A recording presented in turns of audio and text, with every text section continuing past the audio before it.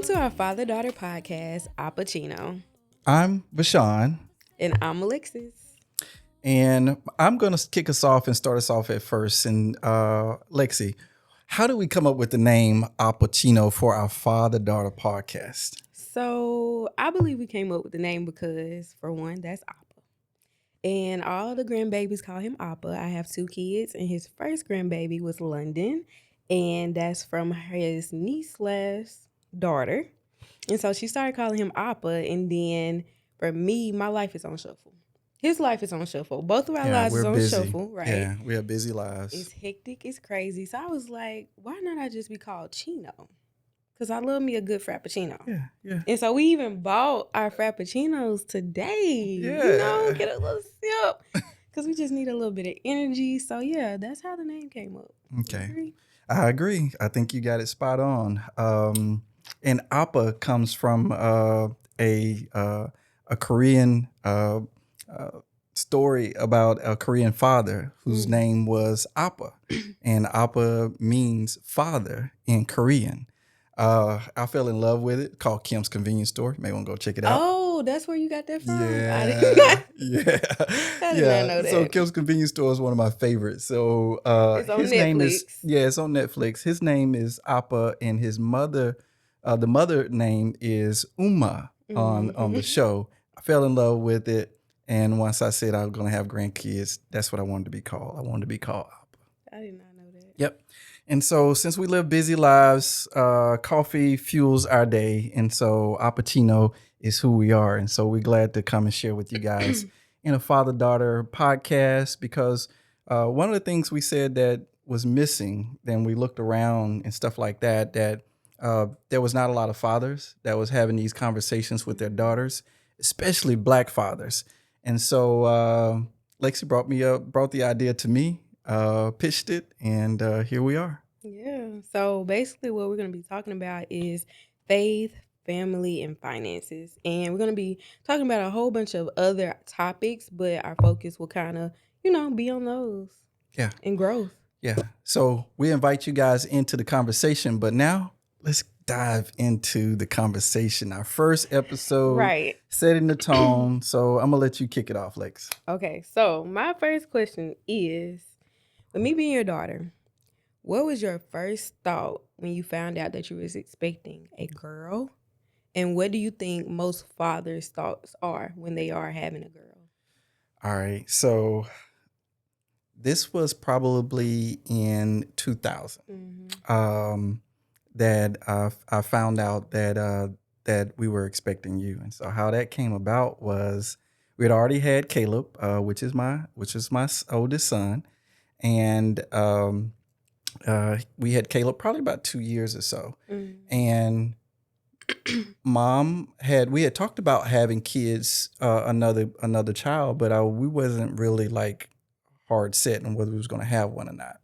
I can't say we wasn't trying because you're here, right? Yeah. So obviously we were trying, right? Yeah. So we just decided to have another kid, and one day Mom came. I think she brought a little baby brush or something like that, and told me that we was expecting.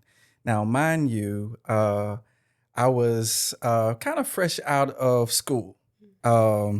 So actually, you know what? 2000 was I had just finished RN school. I had just finished RN school when Caleb was born, and I was probably working about 2 years. I remember I had just gotten us to a place where I had all our bills paid. We were doing pretty good. And then here she walks in talking about we about to have another baby.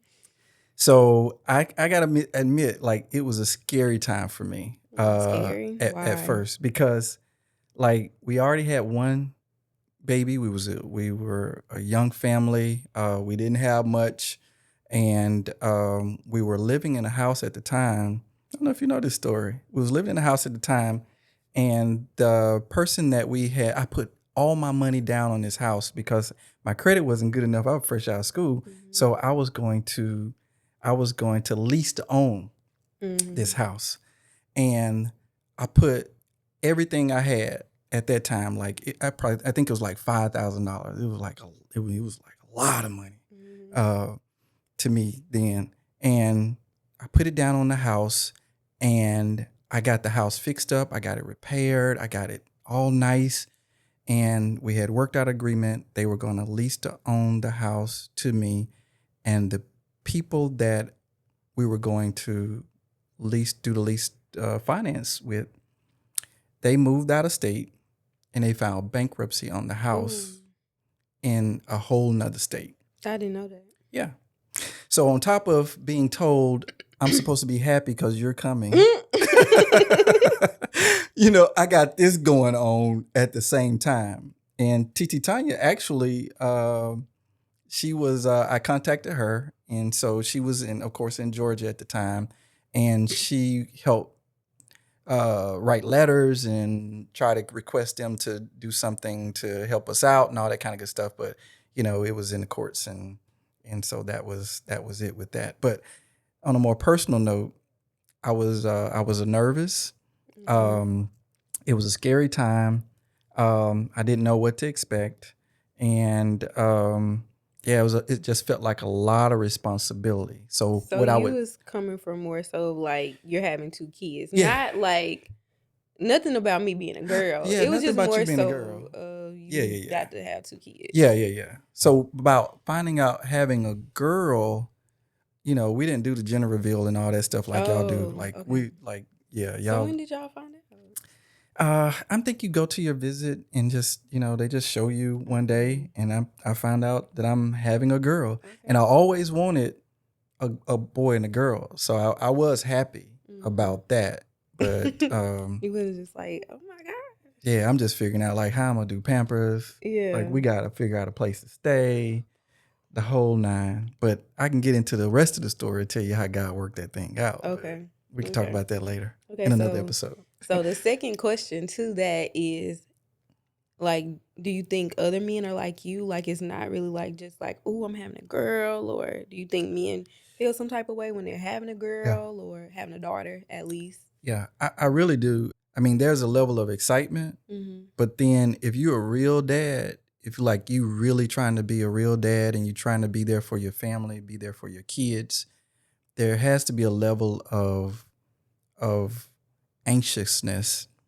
I even say worry to some degree, because especially if you a dad that has a heart for God, because you know about the weight of this when you walk into bringing a whole nother life into the world, and the responsibility of having that life and caring for that life, and making sure that they are brought up in the right way and exposed to the right things and kept from the right things. So I don't know about anybody else. And I know that the dads that I know that are really trying to be the fathers that God called them to be, like that weight of that, when you really like embrace your role, your God-given role as a father, it's heavy. So I have 2 kids.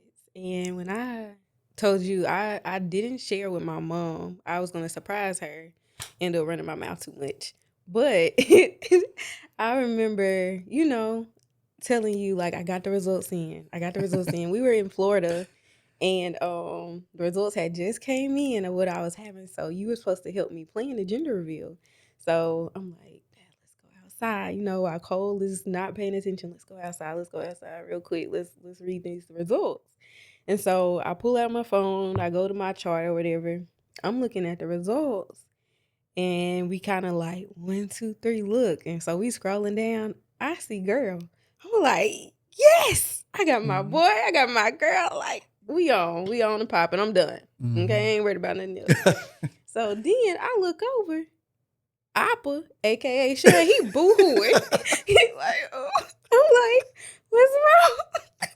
What's wrong? Why you crying? Like, what's going on? Do you know something that I don't know? Did I not read the results right? Like, my baby about to be deformed. Like, what's going on? So I'm like, so what were you thinking? That. No. Before I explain my feelings, what were you thinking during that time? I really was so lost. Like, I'm like, is he crying because he's super excited?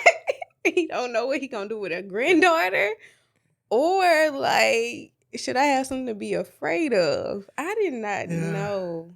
It's a little bit of both. Like when you have your babies having a baby, I don't know if I could explain it in words. Like that was an emotional experience for me. It was a spiritual experience.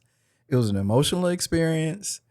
It was a lot of stuff going on at that time It cuz I'm was. sitting there looking at a result that's saying my baby girl who I God allowed me to bring into this world to see her to grow up to be a beautiful young woman is now having a baby girl. And I get a chance to be one of the first persons to Oh, know that and to share that moment with you. that Like is special, that huh? was special and it was emotional. It was very emotional. It was a lot. So I couldn't get myself together. I'm sitting up Yeah, there you didn't. You cried wiping for a good tears. little Yeah, I minute. had to get my time. Yeah, I cried for a little minute. And Okay. so like I want to back up just a little bit. So you told a story about how we got to the gender reveal piece Mhm. and our experience for that.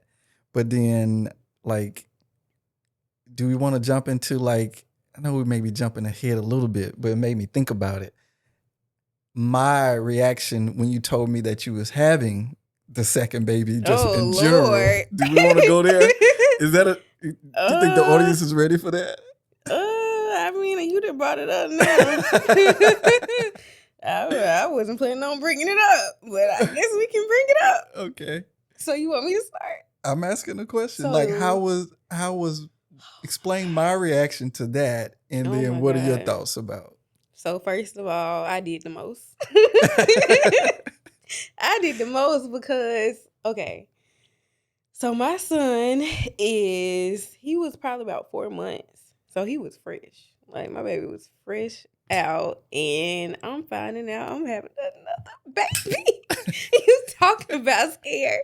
So like I really didn't know how to go about it. I didn't know how to have that conversation, what to say because I am grown. Like all the things. It wasn't like I was in a position to be afraid to tell y'all, Mhm. but it's because I wasn't where I wanted to be in life and I'm having another baby. That was where the fear came in. Kind of like what you were saying earlier about all the bills and stuff piling up. Well, I was in a position like, I'm like, are you serious? Like, God, are you playing a joke on me right now? Like, what's funny? But God didn't do that. I know, but God, like, what's going on?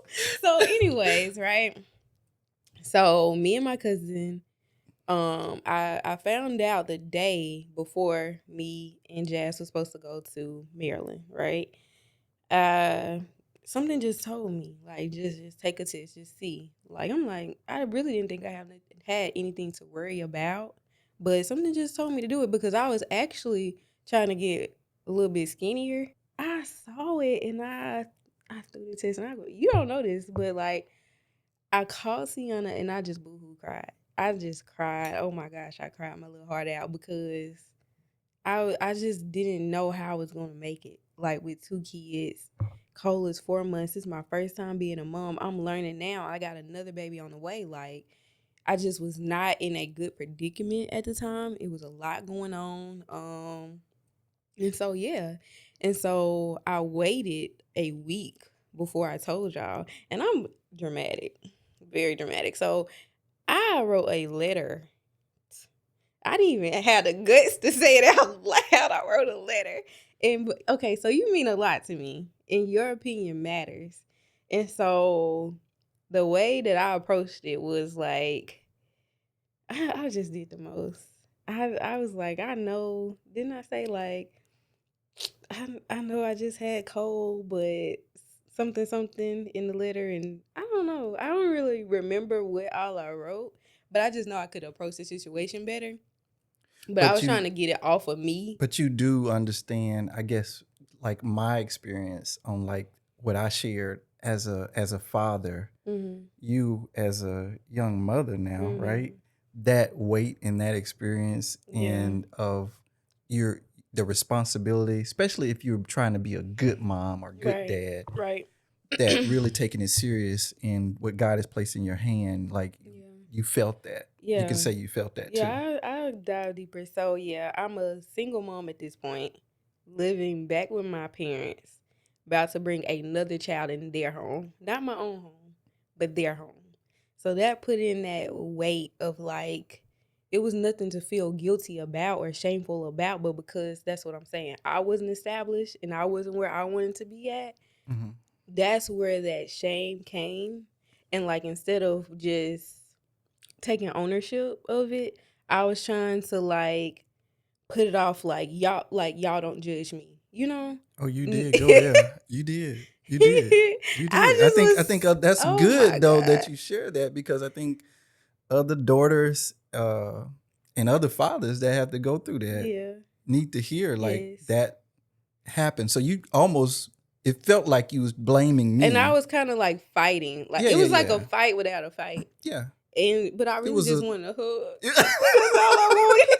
I just wanted a You was hug. throwing a little jab, but like I I'm just want you like, to say it's gonna be okay. I got y'all. yeah, But yeah, yeah, yeah, I was in like defense mode, yeah, because in you protection feared mode. our response Yeah. to that. So, but Yes. we'll get into all that on Later. another Yeah. episode. So we're gonna stick. I'm sorry, but it came up, so I just jumped You over good. to it. I'm good. You Okay, good. cool. So I got a question for you, Okay. or can I ask my question, Yeah, or you you can want to go ask ahead? yours. So, what's one early memory you had of me being present that made you feel like you mattered? So I have a lot of early memories of that. Like, Really? yeah. Okay.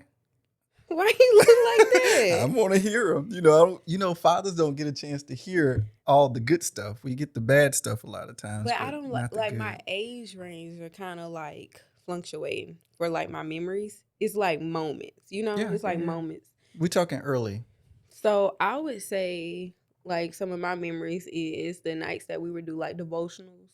Like when I think we used to do like Wednesday nights. I think you used to even have like videos and stuff. Me, mom, and Caleb used to be at the table, whatever, and we'd try to like do like a devotional a night or something like that. I remember those vaguely.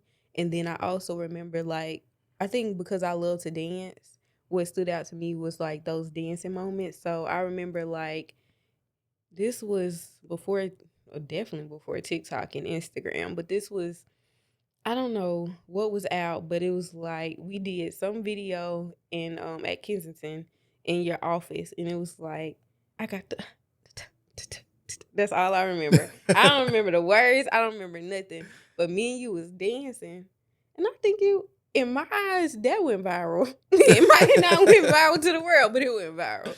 So I remember that, or like you teaching me how to like basically ballroom dance. And like I run into your arms, you'll pick me up, just made me feel like a princess. You know, you just doing your job so well. You Ooh. just spin me around, the debutante, like you showing up and stuff like that. So those are the memories that like stood out to me, or just even like the late nights and like me just wanting to hug, or you know, like just like our moments. Like you would take me out on a date or we would ride. Like I think what sits with me is the action. You know, I might not remember every detail, but like the moments of the action that you did and contributed to show that you love me. That's what sticks with me. Oh, that's so special. That's good. It's That's good. special. It's So special. out of that, like, what do you think that means for little girls to have those moments with their dads? Like now that I'm older, it helps remind myself like how you treated me helps me to remind myself how I should be treated. Mm. And that's the impact that it had on me, cuz it's like my dad treated me like this. Like I know it's a man. Like I know it's a man that can come close. You might not can you know, you can't do it exactly like him. Hopefully you can do it better. But like you set a standard, and that standard stayed. And so like it's hard. Like I'm not about to just take anything. Like my dad don't talk to me like this. So I know like nobody can be my dad, but it's just certain things that you know how you acted towards me out of love, it's like, because your love is unconditional because I'm your daughter. So you didn't see my flaws, you didn't see my lows, my highs. And so I'm like, my dad loves me for me. And the love that I'm showing from a person in a relationship, that's not real love. Like, that's not unconditional love. That's, you wanted me a certain type of way. Mm-hmm. And so it just made me set a standard of what I want to take and what I don't want to take. Now, maybe you gave me some high standards because Mm. maybe I do a little too much at times, but you did place like me, like you showed me what a man is supposed to do. Mm. You did. Cool. You did. That's I'll be sweet. forever grateful for that. For Cool. real. Oh, I appreciate that. Okay. So let me ask you a question. And this is for you slash like other men that might be having a child soon or something like that. Mhm. How has being a father changed who you are as a man? Hmm. Like I have to go back to like and I've told Caleb this before. I don't think I've ever said it to you, but like uh, we don't have enough time in this episode to get into all the intricate details of it. But so I grew up without my dad. I Mm-hmm. mean, he was around, but he wasn't present. I put it that way. And and as a result, I always had a dream for how I wanted my family. Whether it was a fantasy or not, it was just like it was my dream for my family, how I wanted to be with my kids, how I wanted to be with my wife, how I wanted to raise my family and be present and be involved and the whole nine. Well, when I found out I was having my firstborn, like I already made some decisions in my life that on the type of man I wanted to be, primarily as a result of what I saw from and what I didn't have growing up from my dad. And I had some good role models around me. My uncles were good role models. So shout out to my uncle Willady, um, my uncle Howard, my uncle Benny, my uncle Jay. You Shout out to know, all the uncles. all the uncles. Like I said it in another episode in the Village podcast. Like my uncles saved my life. So having them as a role model, I got a glimpse on how I wanted to be as a man and as a father, and as a husband. And so when I found out I was having my firstborn, I told you how I felt in nervousness, but I had already made some decisions on, okay, I'm following God through this journey. Mm-hmm. I had already made that decision and locked in and said, like, it's me and God on this journey together. And in doing so, um, I wanted to I I felt like I wanted to be the role model that when we get to this stage in life, you can look back and be like, dang, my dad he was okay, at this stage in life that I really wanted to kind of walk in and see and be able to reflect back on. And so it changed me. Like it literally changed my life being a father because there are a lot of things that I wanted to do. Give some examples. I chose not to do. Like really one very practical one. So I'm a registered nurse by trade, right? Mm-hmm. And I finished nursing school. All of my friends are going off and they're like doing travel nursing. They doing working in ICU and da da da da and going on to the next level of nursing, getting their masters and things like that. Well, I, you know, I I got two kids. I can't do all that. Right? Like I got a family to take care of, and my pediatrician or you guys as pediatrician asked me to come and help him open his clinic and help Mm-hmm. him, run his clinic for him and all that kind of good stuff. And actually was paying less than all of those other jobs, like significantly less to pay, clinic pay is different than hospital pay. So I wanted to be present for ball games. I wanted to be present for recitals. I wanted to be at the school. I wanted to drop y'all off in the mornings. I wanted to be able to sit dinner at the table.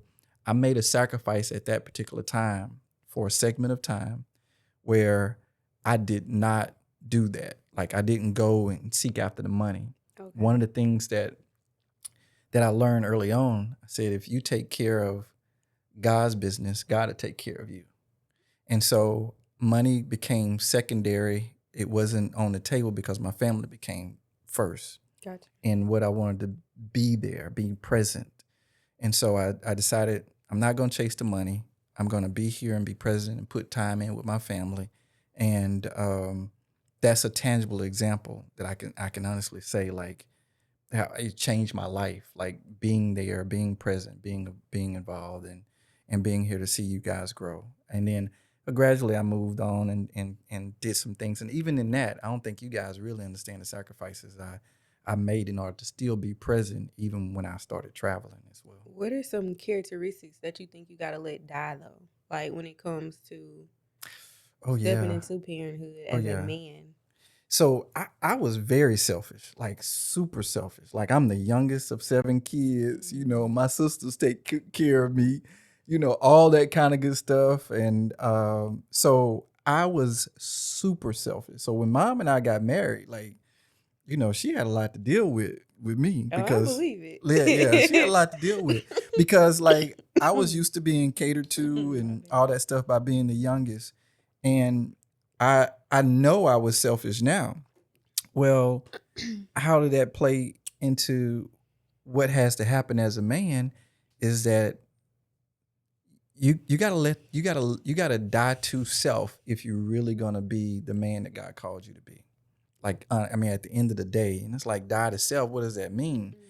Mhm. That means simply uh, you got to be willing to put somebody else's wants and needs before your own.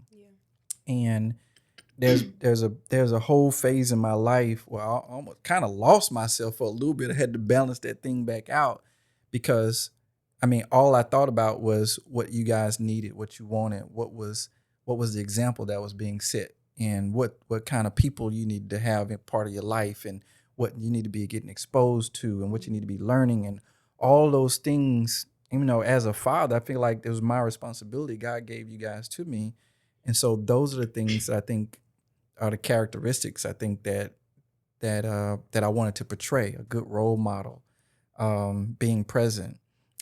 If you're gonna say something, do it. But at the end of the day, I think all those are surface level. But at the end, I mean, at the really root of it, when I see this in so many guys, they love the person they're with. They may even love their kids, but they not willing to give up some things that they have in Mhm. order for the people they say they love to be a part of their life or to experience life the way I think God would cause them to do. So let me ask you something based off that. So one question is gonna be like just a short answer, yes or no. Sure. So basically, you're saying to die to yourself, like die to self. You have to have God. Do you think it's a must that you have God in your life to die to yourself? I think having God a part of your life makes it easier because Mm-hmm. without having God at the center of it, I think you might do it for a while, Mm-hmm. but then what you're going to run back to. So I think God, for me, it centers me. It becomes my foundation. And so there are times when I don't want to be the example. I don't want to be the role model. I want to get what I want. I want what I want, basically. Mm-hmm. But knowing what God called me to, being in my word every day. Like I used to get up and make sure that you guys saw me reading my Bible when y'all came downstairs in the morning time when you was a little girl. You remember that? I mean, I saw your Bible out. I would literally kind of time you know being in prayer Mm-hmm. when you guys got up and came downstairs and stuff like that, and you talked about the devotionals and all that kind of stuff. That was a lot of times in the evenings, and sometimes we did it for breakfast in the morning time before you guys headed out to school and had to learn scripture. So all of those things, I don't think I don't know how you can do it without him. I'm sure Okay, you can. Some people probably do, but but it's like I tough. don't know how I can do it without putting God first and putting him in the center Okay. of that mix. And then this is for like the men that might be struggling. I feel Hmm. like this would be very, impactful. How do you find balance? You said you had to find balance in that thing Yeah. and you almost got lost. And I feel like I have, like, heard of especially young men in my generation having kids lately. It's like I'm changing my whole life around, but I feel like I'm losing myself. Yeah. So, like, Yeah. where is the balance? How do you get through it? Man, you guys, your generation has, in my opinion, has it so much easier than we did. Because I'm telling you stuff that I know now that I had to learn on my own. We're sitting here, you got all my life experiences, you got all my mess ups and all that kind of good stuff. And the generation before us, they may have had it, but they didn't know how to express it. They didn't share it. Like it- they were different. Like we have the experiences and we're sharing the experiences. All you guys have to do is really decide that you're going to humble yourself and listen to somebody. And that's what I see in a lot of guys that I run into. So you say then balance is humbling yourself. The the What's the balance? the balance is having the right people in your life so that you don't mind listening to their advice and having mentors and surrounding yourself around the right people, because the balance comes when you have the right people around your life. They can tell you like, hey, you're doing too much. Mm-hmm. Oh, hey, you're not spending enough time at home. Or hey, are you spending some devotional time with your kids or your wife or this, those types of things that you would get from a man to say like, hey, you need to, yeah, you can vent, you can say whatever you want to say, and da da da, but you need to carry your butt home. Like those types of things, from a male perspective, in my opinion, brings the balance in the guys and that I see that needs that male role model. I think that's where the balance comes But do you from. like? I'm asking more so like, do you spend time? Like, do you give yourself some time? Do you do some self care time for yourself, or Yeah, like what? I'm big on self care. So that, I mean, it's more than one I'm facet. saying, how did you pull yourself out of losing yourself, but also still leading right? How did Well, you do that? me or the guys, because you No, asked we me talking about about you now. me. How did I pull myself? Well, it was a couple things. It was life hit me hard, struggle wise, and as it relates to like my relationships. And I had to figure out. I knew I loved you guys, but I didn't. I had to figure out how to love me Mm-hmm. because I spent so much time uh, trying to create a good life for you guys, trying to create be a good role model and to be an example and be, uh, the person God called me to be in the community and all those types of things. But there came a point in time where I didn't know like who I was outside of you guys. Okay. And so I just had to figure that out. I mean, life just hit me with some circumstances, and I had to figure out like, dang, I don't know what I like. Mm-hmm. Cause I knew what you guys like. I know where y'all want to go. I know what would make y'all happy. I knew all of that kind of stuff, but I didn't know that for me. And that's one of my things I tell guys now, like what you like to do? Like what makes you happy? But there's still balance in finding that, especially when you already got a family. Yeah, there's it's a struggle, but that's why your circle is so important. Because if you got the right people around you to challenge you to figure out like, okay, these are your parameters of boundaries, and you got mentors that can call you on the carpet for stuff, but you also got those same people that can tell you, hey man, you need to take a break, or come on, let's go and have a getaway, or a guy's trip or a girl's trip for that matter. And but it's your circle too. Like your circle becomes very important. And I, heard this for years and years, but your friends uh, is a prophecy of your future, Mm-hmm. and it's not just like your friend, like your girlfriend or your guy friend. Like I'm talking about the people that you do life with.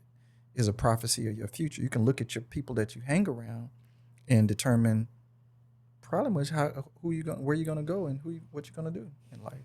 For the women that are daughters that are struggling, I know you can't answer this for the man themselves, like their father, but just give us some kind of like insight for the dad that didn't show up, because your dad wasn't there. So that's why I feel like you kind of know because you have sisters. So for the dad that didn't show up, what are some possible reasons why? Hmm.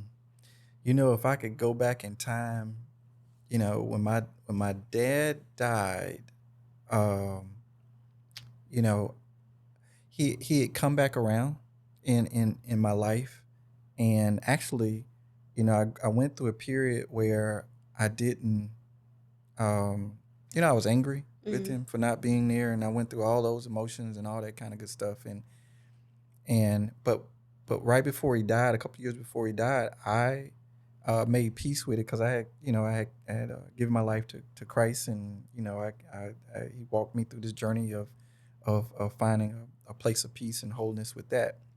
But I cared for him like up until I was his nurse. Like I cared for him until he took his last breath, Mm-hmm. in a sense. Um, but one of the things I wish I could do is ask him. That question. I could ask him that question because I really don't know. Like I don't know what would cause him not to want to be with his 7 kids. Like he has 7 kids, Right. and to just walk away, you know, I I don't I don't know. I don't know what it's like to walk away from two, Right. because I chose to stay. It's a choice. Yeah, I chose. Like I fought to stay. Mm-hmm. Like it wasn't easy at all. Like I had dreams of like getting on a plane, turning Not around, too much. looking back at everything and going like, I tried, thumbs up, and get on a plane and go. And I could literally work anywhere in the world. Yeah. All I need is Wi-Fi. You better not do I it. made a choice. Yeah. And it's the same thing with relationship with God. It's a simple choice. So I don't think it's a thing or this or that. It's a choice. You either gonna choose to do it and you're gonna fight through Okay. it, or Because it's you not not. easy. It's Cause a it's not. consistent choice, Mm-mm. and you're fighting to be Yeah, there, show every up. day. Mm. And there's some days you're not gonna want to do it, and it's okay that you don't want to do it. But that don't mean you gotta walk away. Right. That means you gotta stay there and fight till you figure out how you're gonna stay. Or till you get past that season. Cause it typically is temporary. Mm-hmm. If you with a decent person that you're gonna make life happen with, typically it's just But a even temporary when you're season. not, like, just because you're separate don't mean you have to walk away from your kids. Yeah. I mean, there's situations where you may have to, abuse and all that kind of Okay, good yeah, stuff. yeah. But like, Yeah, that part. but if it's normal, you know, I don't like you today, and you don't like, like it's a choice. It's a simple choice, Okay. and it's not. This is where I get hung up with your generation. It's not about feelings. Y'all like everything gotta feel good. Like no, it doesn't. Like it's not gonna feel good a lot of days. Like, the kids are gonna be acting up, y'all gonna be doing, crazy stuff, or the wife, or whatever the case may be. Like it doesn't have to feel good in order for you to do good. So what's something I did early on that made you feel safe and loved that you didn't fully understand until you got older? Okay, so one thing that made me feel like that is when you would punish me, you would talk to me about why you either yelled at me or spanked me, or you'll be like, I love you, or Girl, you know I ain't spank you. Daddy, We would walk in, come go in on the now. room. Let's go ahead. At least we are here on the podcast now. We would go in the room That was and not I'll all the play, time though. play like I'm That is whooping you not so that all you the be like, hey, time. cry. So I could so mom and they'll No, think because I'm sometimes no. Because you you was the got type. one whooping in your That life. is not true. Because he was the type that's like, you feeling yourself. I think it's One time. It's time. time. No, You no. went through a It'd be like season. once You went every through a year. You just season. had to spank me. Like you just was ready. Like, yeah, this the time. I'm about to get that girl today. So no, Okay, but go back, go back. when it would, Feel safe. yeah, like, but just like no matter if I got in trouble or I did something wrong, it wasn't like I'm leaving you. I'm not there for you no more. It was always that reminder. I'm doing this or I'm saying this out of love because I want the best for you. I think that's what made me feel safe. And so in a relationship, what I look for in a man is even though we might have disagreements and we might not get along, I need to know that you're not going nowhere. Mm. That's where that because you taught me that safety. Like I'm still here. I'm still locked in. I'm still present. I don't like what you did. Maybe you could do better, but I'm not going anywhere. And that's where that safety, that comfortableness, that I love you, like that's true love to me. Like I'm still here. And I think safety is one of the psychological first, Yeah. psychological needs of an individual. I think is one of the primary needs of a woman. Yeah. If safe I is agree. safety and security. So Especially even for kids though. yeah, Even for yeah, their big emotions, yeah. small emotions. With my kids especially, I'm noticing that it's safety. It all starts with safety. Mhm. So yeah. So cool. Well, this wraps up our first episode of Appa&Chino. I hope you guys enjoyed it. This is just the beginning. Every episode, we're going to dive deeper. We're going to talk about life. We're going to talk about love. We're going to talk about legacy. We're going to talk about family. We're going to About talk all the about things. finances and more. So we hope that we've added some value to some fathers out there. Hope we've added some value to some daughters.